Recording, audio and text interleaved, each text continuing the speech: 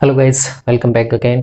आज हम बात करने वाले हैं टाइप्स ऑफ इम्यूनिटी या फिर प्रतिरक्षा तंत्र होता है जो आपका, वो देखेंगे हम। इम्यूनोलॉजी का एक छोटा सा टॉपिक है जिसमें हम सबसे पहले देखेंगे आपकी जन्मजात प्रतिरक्षा, जिसे आप बोलते हो इन्नेट इम्यूनिटी, जो कि कैसी होती है, नॉन स्पेसिफिक होती है। अगली आने वाली वीडियो होगी उसमें मैं बताऊंगा आपको एडेप्टिव इम्यूनिटी, यानी कि उपार्जित प्रतिरक्षा, जो आप जन्म के बाद अर्जित करते हो रोगों से लड़ते हुए। ठीक है, तो सबसे पहले आपको पता होना चाहिए एक basic definition, what is immunity. ठीक है, सबसे पहले प्रतिरक्षा तंत्र, तो शरीर जो आपका रोगों से लड़ने का काम करता है, ऐसा तंत्र जो रोगों से लड़ता है उसे क्या बोलते हैं, प्रतिरक्षा तंत्र। ठीक है, तो शरीर से रोगों से लड़ने वाला जो तंत्र होता है, रोगों से लड़ने वाला तंत्र, उसे क्या कहेंगे आप, प्रतिरक्षा तंत्र। ठीक है, और इम्यूनिटी क्या होता है, इम्यूनिटी यानी कि जो क्रियाविधि, जिस क्रियाविधि के द्वारा आप रोगों से लड़ रहे हो वो क्या होगी, इम्यूनिटी। ठीक है, शरीर में रोगों से लड़ने की क्षमता। ठीक है, तो जो एक्टिविटी होती है उसे आप इम्यूनिटी कहते हैं, और इस तंत्र, जो तंत्र इसके अंदर जो इम्यूनिटी आती है उसे आप क्या बोलते हैं, इम्यून सिस्टम। ठीक है, तो अगर हम बात करें इम्यूनिटी की, तो आप इसे दो भागों में डिवाइड कर सकते हैं, जैसा कि मैंने यहाँ पे डिवाइड किया हुआ है। कौन से, एक तो होती है जन्मजात प्रतिरक्षा, जिसे आप बोलते हो इन्नेट।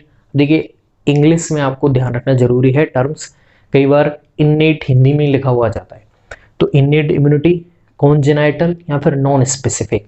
नॉन, देखिए इन्नेट का मतलब है जन्मजात, कॉन्जेनाइटल का भी जन्मजात है। नॉन स्पेसिफिक क्या है, ये स्पेसिफिक नहीं है, जो सभी को मिलती है, सभी में एक जैसी होती है, इसलिए नॉन स्पेसिफिक है। ठीक है, स्पेसिफिक कैरेक्टर्स क्या है, अगर आप स्पोर्ट खेलते हैं, अगर कोई राम स्पोर्ट खेलता है, अगर श्याम क्रिकेट खेलता है, तो क्रिकेट खेलना श्याम का स्पेसिफिक कैरेक्टर है और फुटबॉल खेलना राम का स्पेसिफिक कैरेक्टर है।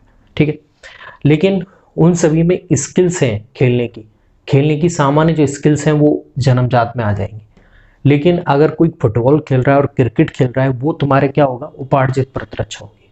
ठीक है, क्यों, सभी में स्पेसिफिकली। तो आपकी उपार्जित प्रतिरक्षा आप जो जन्म के बाद में आप सारे पैथोजन से लड़ने के बाद खुद अर्जित करते हो, एक स्पेसिफिक पर्सन जो अर्जित करता है वो जन्मजात, वो कैसा होता है, उपार्जित होता है। इसीलिए इस इम्यूनिटी को आप क्या बोलते हैं, स्पेसिफिक इम्यूनिटी।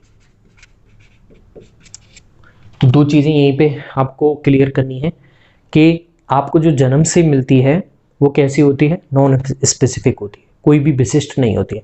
लेकिन आप जन्म के बाद में रोगों से लड़ने के बाद में जो शरीर में अर्जित करते हो वो कौन सी प्रतिरक्षा होगी, वो होगी स्पेसिफिक इम्यूनिटी या फिर एडेप्टिव इम्यूनिटी। ठीक है, अगली वीडियो में बात करेंगे हम उसकी। अभी हम इसमें बात कर रहे हैं जन्मजात प्रतिरक्षा के। इसको शुरू करने से पहले आपको इम्यूनिटी में कुछ चीजें आती हैं, जैसे एंटीजन क्या होता है वो पता होना चाहिए, एंटीबॉडी क्या होता है वो पता होना चाहिए। ठीक है, वीनम क्या होता है, एग्लूटिनेशन क्या होता है, ठीक है, तो ये चीजें आपको पता होनी चाहिए। तो देखिए, एंटीजन क्या होता है, पैथोजन की प्रोटीनी संरचना, पॉलीपेप्टाइड संरचना, वो क्या हो, जो कि शरीर में प्रवेश करने के बाद में एंटीबॉडी को उत्पादित करने के लिए प्रेरित करती है, वो आपका क्या होता है, एंटीजन। तो ये क्या है, प्रोटीन या पॉलीपेप्टाइड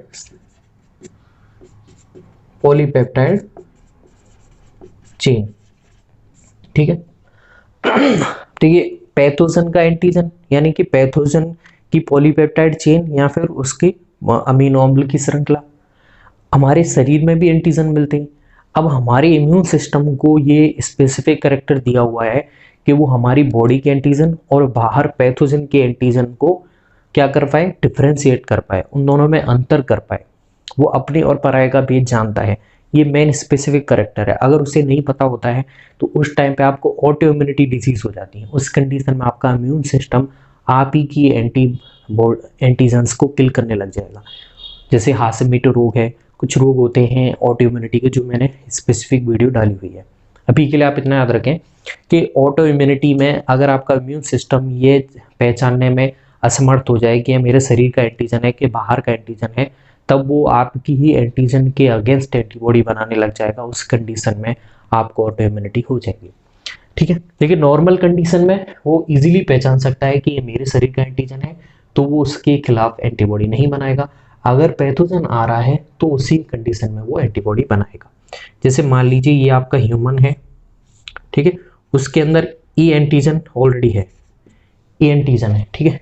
अगर बाहर से मान लीजिए ये पैथोजन आ रहा है और इसमें एंटीजन है आपका बी, तो वो कौन सी एंटीबॉडी बनाएगा, इसके खिलाफ या इसके खिलाफ? वो बी एंटीजन के खिलाफ एंटीबॉडी बनाएगा। इसके जैसे ये इंटर करेगा तो हमारे बॉडी में एंटीबॉडी बी का क्रिएशन होगा। क्यों? क्योंकि इसे किल करना है, ठीक है। ये स्पेसिफिक कैरेक्टर होता है। अगर इसके खिलाफ जो हमारे शरीर में ऑलरेडी एंटीजन अवेलेबल है, इसके खिलाफ अगर एंटीजन बना दिया इसने, तब क्या हो जाएगा, तब प्रॉब्लम हो जाएगी। तब इसे आप क्या कहते हैं, ऑटो इम्यूनिटी डिजीज। तब इसे क्या कहेंगे, ऑटो इम्यूनिटी डिजीज, ठीक है। ये तो एंटीजन हो गया। एंटीबॉडी क्या है, ग्लाइकोप्रोटीन है, जो किसके अगेंस्ट उत्पादित कर रहा है हमारा शरीर, एंटीजन के अगेंस्ट, ठीक है। वीनम क्या होते हैं, वीनम जिसमें किसी स्पेसिफिक एंटीजन अवेलेबल होते हैं, या फिर जैसे सांप के जो पॉइजन होते हैं वो यहाँ पे आते हैं वीनम में, ठीक है। एग्लूटिनेशन किसे कहते हैं, एंटीजन और एंटीबॉडी की जो एक्टिविटी हो रही है, एंटीजन और एंटीबॉडी की ये जो एक्टिविटी होती है उसे क्या बोलते हैं, एग्लूटिनेशन। तो एंटीजन और एंटीबॉडी की एक्टिविटी को आप एग्लूटिनेशन कहते हैं, ठीक है। वीनम हो गया। सीरम क्या होता है, सीरम में देखिए एंटी सीरम जिसे आप बोलते हैं, तो एंटी सीरम में किसी एक स्पेसिफिक एंटीजन के अगेंस्ट बनाए हुए एंटीबॉडी सेव रहते हैं। तो एंटी सीरम में क्या होंगे, पहले से बनाए हुए एंटीजन के अगेंस्ट एंटीबॉडी वहां पे उपस्थित रहते हैं आपकी सीरम में, ठीक है। एक होता है टॉक्साइड, जो आपके बैक्टीरियाज होते हैं उनके हानिकारक जो विष होते हैं उन्हें किसी विशेष प्रक्रिया द्वारा कैसा कर दिया जाए, डिटॉक्सिफाइड, उन्हें बोलते हैं आप टॉक्साइड, ठीक है। ये तो कुछ स्पेसिफिक आपके क्या हो गए इम्यूनिटी से रिलेटेड। अगर हम बात करें जन्मजात प्रतिरक्षा, तो इसमें देखिए दो चीजें आएंगी। एक तो आता है आपका क्रियाविधि से संबंधित घटक,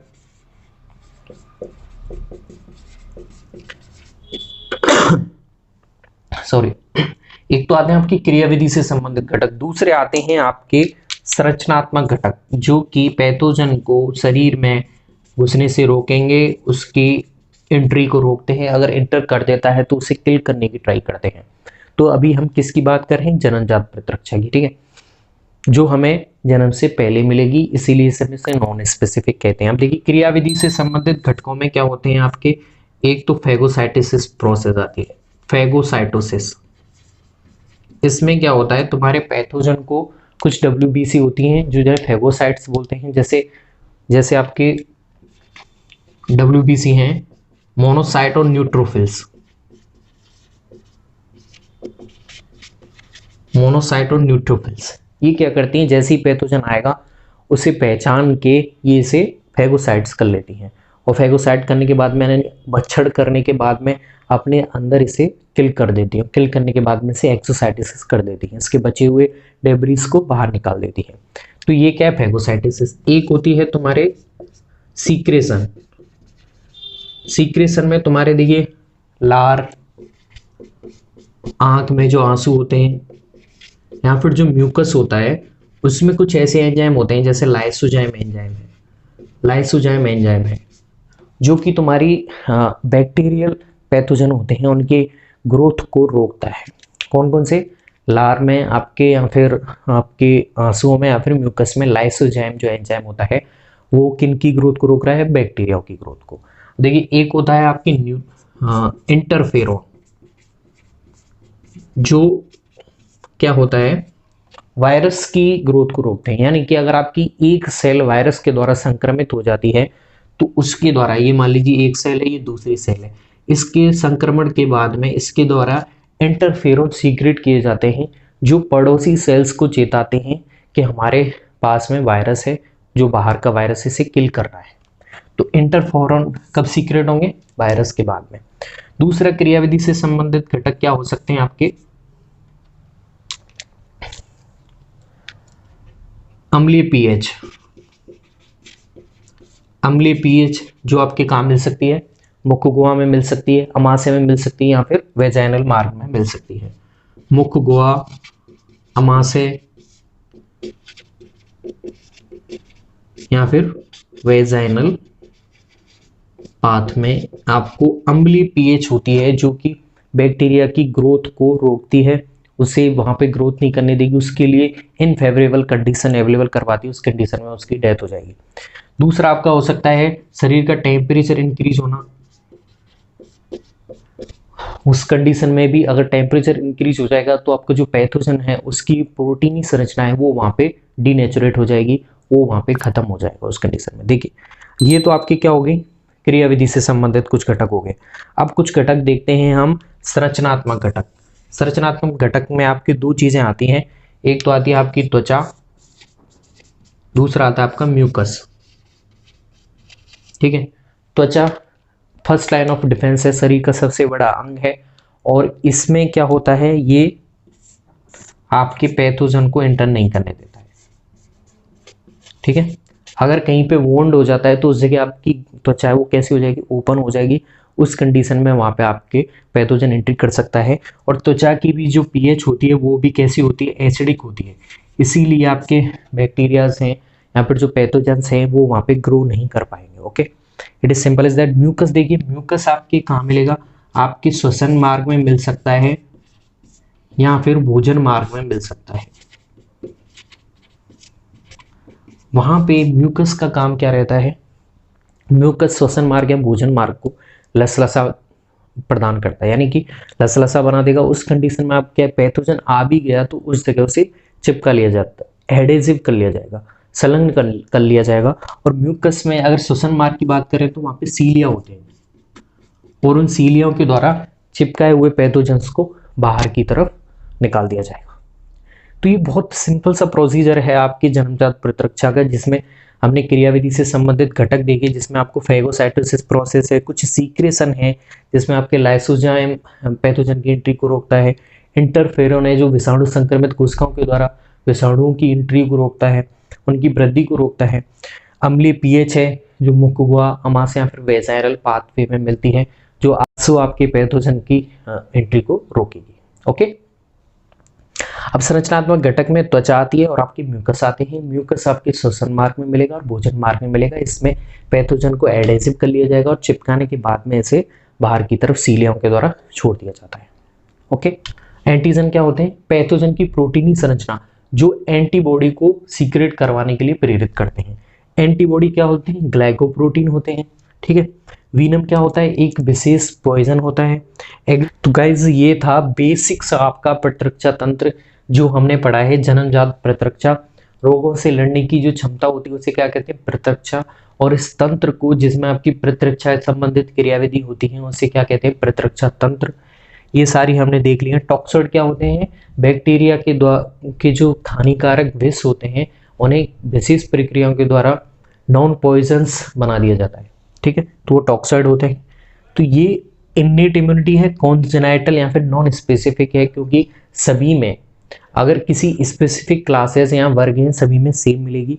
अगर ह्यूमंस में बात कर रहे हैं, मैमल्स में, तो सभी में जन्मजात प्रतिरक्षा मैक्सिमम सभी में सेम मिलती है। जो स्पेसिफिक होती है वो होती है आप जन्म के बाद में रोगों से लड़ने के बाद में जो अर्जित करते हैं, वो होती है आपकी उपार्जित प्रतिरक्षा या फिर एडेप्टिव इम्यूनिटी, जो हम अगली वीडियो में बात करेंगे।